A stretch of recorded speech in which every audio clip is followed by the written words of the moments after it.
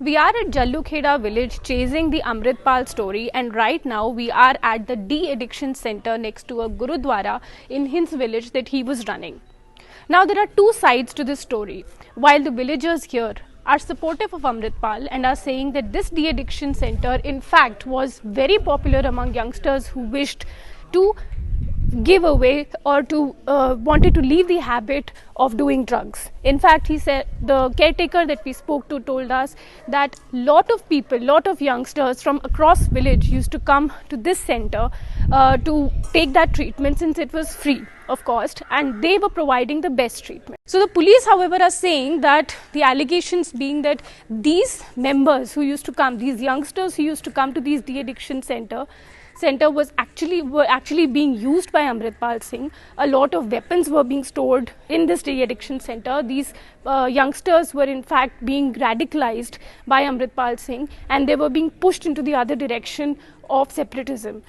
These allegations, however, have been denied by the caretakers here, who have been saying that this in fact was the best de-addiction center which was working free of cost and which was working for the welfare of the people. At this center, which had more than 70 patients, there was no medical equipment, no consultants or nurses, but only 3 sevadars who claimed to be the caretakers. In the name of a doctor was one pharmacist who visited twice a week to deliver painkillers but was never allowed inside the premises. Inside the complex, there is one common toilet and one open area for a bathroom, while one section was made completely out of bounds by the sevadars. A sense of mystery shrouds the building. मैं मतलब D pharmacy ਕੀਤੀ ਹੈ ਤੇ ਮੈਨੂੰ ਮੇਰਾ ਅੰਮ੍ਰਿਤਪਾਲ ਹੋਣਾ ਨਾਲ ਮੈਂ 1 ਦਸੰਬਰ ਤੋਂ ਆਪਣਾ ਫਰਵਰੀ ਤੋਂ ਜਾਣ ਲੱਗਾ ਉਹਨਾਂ ਦੇ ਕੋਲ ਉੱਥੇ ਤੇ ਉੱਥੇ ਮੈਂ ਜਾਂਦਾ ਸੀ ਤੇ ਮੈਂ ਜਿਹੜੀ ਮੇਰੇ ਕੋਲ ਮੈਡੀਸਨ ਮੈਨੂੰ ਫੋਨ ਤੇ ਕਹਿੰਦੇ ਸੀ ਤੇ ਮੈਂ ਉਹ ਮੈਡੀਸਨ ਉਹਨਾਂ ਨੂੰ ਫੜਾ ਆਉਂਦਾ ਸੀ। ਉਹਨਾਂ ਦਾ ਬਾਹਰ ਹੀ ਸਿੰਘ ਹੁੰਦਾ ਸੀ ਮੁੰਡਾ ਛਤਰਾਣਾ,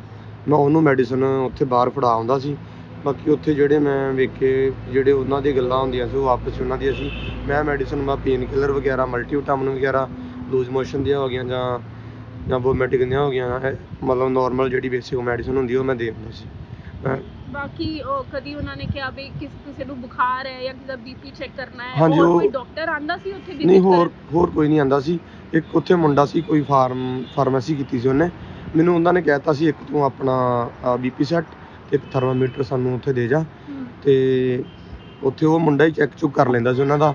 ਜਿੱਦਾਂ ਪਹਿਲਾਂ 1-2 ਵਾਰ ਜਦੋਂ ਮੈਂ ਗਿਆ ਉਦੋਂ ਮੈਂ ਕੀਤਾ ਸੀ, ਬਾਕੀ ਬਾਅਦ ਵਿੱਚ ਉਹੀ ਕਰਦੇ ਰਹੇ ਤੇ ਉਹੀ ਮੈਡੀਸਨ ਦਿੰਦੇ ਰਹੇ। ਕਿੰਨੇ ਕੁ ਲੋਕੀ ਸੀਗੇ ਅੰਦਰ 40-45 ਲੋਕੀ ਸੀਗੇ ਜਿਹੜੇ ਨਸ਼ਾ ਛੱਡਣ ਵਾਲੇ। Now we'll just take you inside the center.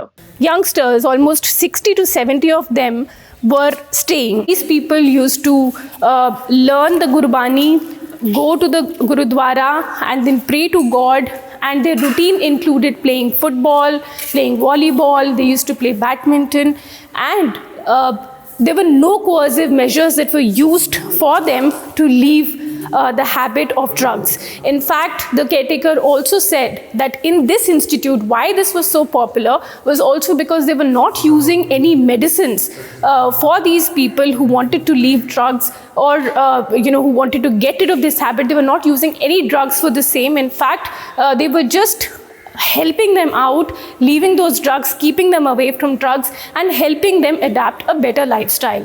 Sir, ਇਹ ਜਿਹੜਾ ਡੀ-ਐਡਿਕਸ਼ਨ ਸੈਂਟਰ ਚੱਲ ਰਿਹਾ ਸੀ ਇੱਥੇ ਅੰਮ੍ਰਿਤਪਾਲ ਦਾ, ਤੇ ਕਿੰਨੇ ਕੁ ਲੋਕੀ ਹੁੰਦੇ ਸੀ ਤੇ ਪੂਰਾ ਰੂਟੀਨ ਕੀ ਸੀਗਾ? ਕਿਉਂਕਿ ਤੁਸੀਂ ਸੇਵਾਦਾਰ ਹੋ, ਤੁਸੀਂ ਤੇ ਇੱਥੇ ਹੀ ਹੋਣੇ ਆ ਹਰ ਵੇਲੇ, ਤੇ ਥੋੜਾ ਜਿਹਾ ਦੱਸੋ ਸਾਨੂੰ ਕਿ ਕੀ ਡੀ-ਐਡਿਕਸ਼ਨ ਸੈਂਟਰ ਸੀ, ਕਿੰਨੇ ਲੋਕੀ ਸੀ, ਕੀ ਉਹਨਾਂ ਦਾ ਰੂਟੀਨ ਰਹਿੰਦਾ ਸੀ, ਡਾਕਟਰਸ ਆਉਂਦੇ ਸੀ ਨਹੀਂ ਆਉਂਦੇ ਸੀ, ਕਿਹੜੀਆਂ ਦਵਾਈਆਂ ਉਹਨਾਂ ਨੂੰ ਦਿੱਤੀਆਂ ਜਾਂਦੀਆਂ ਸੀ, ਤੇ ਕੀ ਉਹਨਾਂ ਦਾ ਪੂਰਾ ਸਿਸਟਮ ਰਹਿੰਦਾ ਸੀ?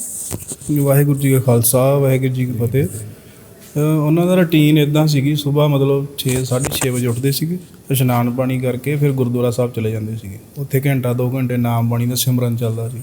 ਉਸ ਤੋਂ ਬਾਅਦ ਕੁਝ ਮੁੰਡੇ ਜਿਹੜੇ ਉਹਨਾਂ ਦੇ ਨਾਲ ਦੇ ਸੀਗੇ ਉਹ ਖਾਣਾ ਪਾਣੀ ਤਿਆਰ ਕਰਦੇ ਆਪਣਾ, ਕੁਝ ਸਫਾਈ ਕਰਦੇ, ਜਿੱਥੇ ਰਹਿੰਦੇ ਤੁਹਾਨੂੰ ਪਤਾ ਸਫਾਈ ਤਾਂ ਆਪ ਹੀ ਕਰਨੀ ਹੈ, ਕੋਈ ਝਾੜੂ ਪੋਚਾ ਲਾ ਲਿਆ, ਕੋਈ ਕੁਛ ਕਰ ਲਿਆ। ਗੁਰੂ ਘਰ ਆ, ਨਾਲੇ ਇੱਥੇ ਗੁਰੂ ਘਰ ਜੋ ਵੀ ਕੰਮ ਕਰਨਾ ਉਹ ਸੇਵਾ 'ਚ ਹੀ ਹੋਣਾ, ਸੇਵਾ ਆ।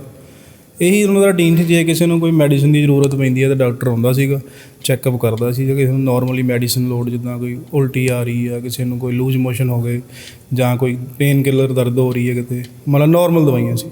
ਜ਼ਿਆਦਾ ਕੁਝ ਨਹੀਂ। ਡਾਕਟਰ ਕੋਈ ਵਿਜ਼ਿਟ ਵਾਸਤੇ ਆਉਂਦੇ ਸੀ ਜੀ ਰੈਗੂਲਰ? ਜੀ ਜੀ ਡਾਕਟਰ ਆਉਂਦੇ ਕਿਹੜੇ ਸੀਗੇ। ਡਾਕਟਰ ਸੀਗੇ? ਮੈਨੂੰ ਉਹਨਾਂ ਦਾ ਨਾਮ ਨਹੀਂ ਜੇ ਪਤਾ, ਮਤਲਬ ਆਉਂਦੇ ਸੀਗੇ। ਕਿੰਨੇ ਟਾਈਮ ਆਉਂਦੇ ਸੀ, ਮਤਲਬ ਹਫਤੇ ਇੱਕ ਚ 2 ਟਾਈਮ ਵਾਰੀ? ਨਹੀਂ ਹਰ ਰੋਜ਼ ਆਉਂਦੇ ਸੀਗੇ। ਹਰ ਰੋਜ਼ ਹਰ ਰੋਜ਼, ਕਿਉਂਕਿ ਹਰ ਰੋਜ਼ ਸਾਡੇ ਕੋਲ 10-15 ਮੁੰਡੇ ਨਵੇਂ ਆਉਂਦੇ ਸੀਗੇ, ਅੱਛਾ, ਇਸ ਕਰਕੇ ਉਹਨਾਂ ਨੂੰ ਆਉਣਾ ਹੀ ਪੈਂਦਾ ਸੀ। ਠੀਕ ਹੈ। ਹਾਂਜੀ, ਫੋਨ ਤੇ ਕਰਦੇ ਸੀ। ਕਿੰਨਾ ਚਿਰ ਇੱਥੇ ਰਹਿੰਦੇ ਸੀ? ਮਤਲਬ ਅਗਰ ਤੁਸੀਂ ਕਹਿ ਰਹੇ ਹੋ 10-12 ਰੋਜ਼ ਆਣੇ ਆ, ਤੇ ਫਿਰ ਜੀ। ਤੇ ਇਹਦਾ ਮਤਲਬ ਕਿ ਕਾਫੀ ਪਪੂਲਰ ਸੀਗਾ ਤੇ ਕਾਫੀ ਲੋਕੀ ਆਉਂਦੇ ਸੀ। ਜੀ ਜੀ ਜੀ ਬਹੁਤ ਆਉਂਦੇ, ਕਿਉਂਕਿ ਇੱਥੇ ਫ੍ਰੀ ਸੇਵਾ ਸੀਗੀ। ਬਾਕੀ ਸੈਂਟਰ ਪੈਸੇ ਲੈਂਦੇ ਆ ਬਹੁਤ ਜ਼ਿਆਦਾ।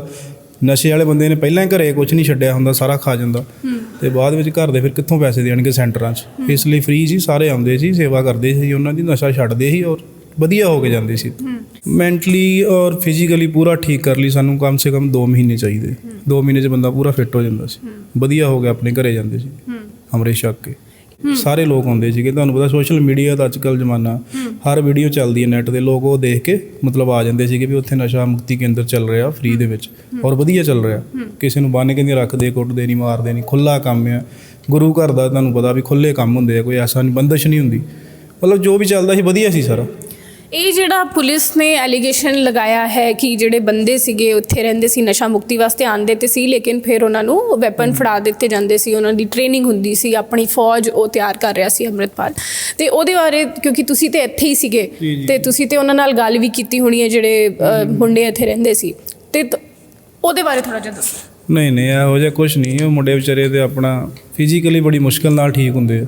ਉਹਨਾਂ ਨੇ ਕਿੱਥੋਂ ਇਹੋ ਜਿਹੀ ਟ੍ਰੇਨਿੰਗ ਤੇ ਇਹ ਸਭ ਮਤਲਬ ਝੂਠ ਆ। ਭਾਈ ਸਾਹਿਬ ਆਉਂਦੇ ਸੀਗੇ ਇੱਥੇ ਬਹੁਤ ਘੱਟ ਆ ਗਏ, ਤੇ ਉਹਨਾਂ ਨੂੰ ਮਤਲਬ ਲੋਕ ਜਿਹੜੇ ਲੈ ਕੇ ਆਉਂਦੇ ਸੀ ਆਪਣੀਆਂ ਪਰੇਸ਼ਾਨੀਆਂ, ਉਹਨਾਂ 'ਚ ਉਲਝੇ ਰਹਿੰਦੇ ਸੀ ਪੂਰਾ ਦਿਨ। ਮੁੰਡਿਆਂ ਨੂੰ ਤਾਂ ਮਿਲਣ ਦਾ ਟਾਈਮ ਹੀ ਨਹੀਂ ਸੀ ਹੁੰਦਾ, ਸਿਰਫ ਫਤਿਹ ਬੁਲਾਉਂਦੇ ਸੀ ਦੂਰੋਂ ਦੂਰੋਂ, ਮਤਲਬ ਸਾਨੂੰ ਵੀ ਜਾਂ ਸੇਵਾਦਾਰਾਂ ਨੂੰ ਜਾਂ ਮੁੰਡਿਆਂ ਨੂੰ ਵੀ, ਤੇ ਹੋਰ ਐਸੀ ਕੋਈ ਗੱਲਬਾਤ ਹੁੰਦੀ ਨਹੀਂ। ਗੁਰੂ ਘਰ 'ਚੋਂ ਕੋਈ ਵੈਪਨ ਨਹੀਂ ਮਿਲਿਆ ਇੱਥੋਂ ਤਾਂ, ਮਤਲਬ ਪੁਲਿਸ ਸਰਚ ਕਰਕੇ ਗਈ 2-3 ਵਾਰ, ਅਸੀਂ ਨਾਲ ਹੀ ਸੀਗੇ, ਕੁਛ ਨਹੀਂ ਇੱਥੋਂ ਇਹੋ ਜਿਹੀ ਕੋਈ ਗੱਲਬਾਤ ਨਹੀਂ ਹੈ। ਇੱਥੇ ਤਾਂ ਬਸ ਬਿਸਤਰੇ ਲੱਗੇ ਹੋਏ, ਤਾਂ ਹੋਰ ਕੁਛ ਨਹੀਂ। The police have been telling us that this center, which is apparently illegally built because they did not have any license to operate, nor did they buy this area from the Gurudwara committee. In fact, the people from the Gurudwara committee have told us that this was forcibly taken from the Gurudwara committee by Amritpal and his associates to build this center. Talking about the center, a police source told ThePrint that unemployed youth fell in the drug trap and were misled and misused by Amritpal. Youngsters from different villages, especially from Moga and Gurdaspur areas, would come to him and he would admit them here and then brainwash them to pick up arms, police said. At the center, there were no medicines, no facilities for treatment or staff that a drug de-addiction center requires. It was also running without a license, the sources said. The police in their crackdown on the center have arrested 17 people, part of the unit so far, 7 of whom they said had picked up arms and moved around with Amritpal as his gunmen. Several teams of the Punjab police are chasing Amritpal, who has been absconding since 18 March, when a search operation was launched to arrest him and other members of Waris Punjab Day, a social organization founded by Deep Sidhu.